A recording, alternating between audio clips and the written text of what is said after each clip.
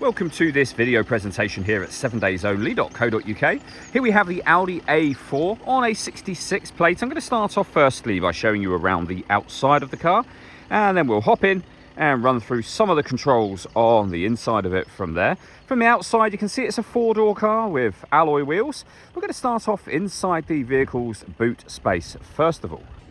As we approach the back of the car, you can see we have reversing sensors and plenty of boot space as well, along with the 3 individually folding rear seats, should you wish to increase this space even further again. Okay, so we're just going to work our way back around to the front of the car, and then we'll hop in.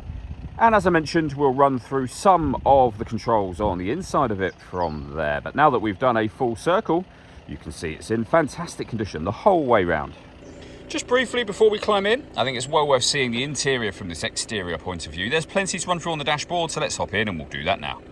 Okay, now that we're inside the car, we're going to start with the dials. On the far left-hand side, we have the coolant temperature gauge, then the rev counter. In the centre, the digital readout for the speedometer. The total miles of the car, they are 57,360. And over on the right-hand side, the main speedometer and fuel gauge. You can change that information displayed in that middle section for various bits of driving data, but you've also got other menus available to you as well. So your Bluetooth, you've got a notes or settings section there, and then your satellite navigation as well. You can see the total miles of the car below that. They're 57,360. If we back out to the steering wheel, the buttons I was just using are here. We have our stereo controls, voice activation. We've also got the plus and minus paddles to change up and down a gear manually with this automatic gearbox. We have cruise control and speed limiter.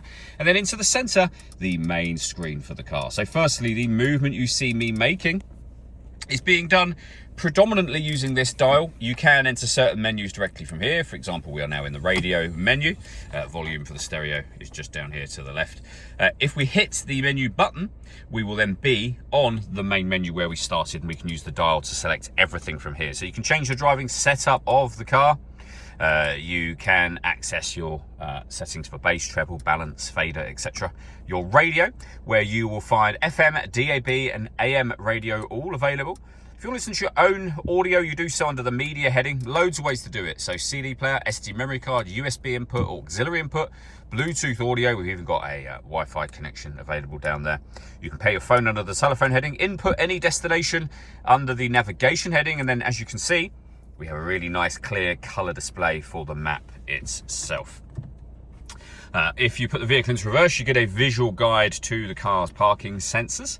Working our way down, we then have the 3-zone climate control. That means the passenger can adjust their temperature, driver can adjust theirs, and rear passengers have one adjustment in the back separately as well. You can adjust the fan speed, direction you'd like the air distributed in.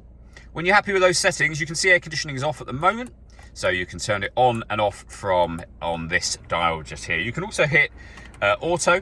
The car will then take full control for you to maintain the temperatures that you have asked for, and you can override that manually at any point you wish to. We've also got the ability to turn on the heated driver's seat with 3 different heat settings, and the same over here for the passenger side, as you can see. You can change the driving setup of the vehicle from here using these buttons, as well as doing it on the main screen, which I showed you a moment ago. We can turn off the stop and start. You can turn the traction control on and off, parking sensors on and off. You can turn off the whole screen from here. So if I push that button, you'll see the screen has now gone completely black, and you can turn that back on again with the same button, of course. We have a 12-volt charging socket, the start and stop button for the ignition, 2 cup holders, the buttons I went through just a moment ago, the gear lever for the fully automatic gearbox, the volume for your stereo, and an electronic handbrake. All that leaves me to say is thank you for taking the time to watch this video. If you'd like to come and see the car for yourself and have a test drive, please feel free to give us a call here at 7daysonly.co.uk. We'd love to hear from you soon.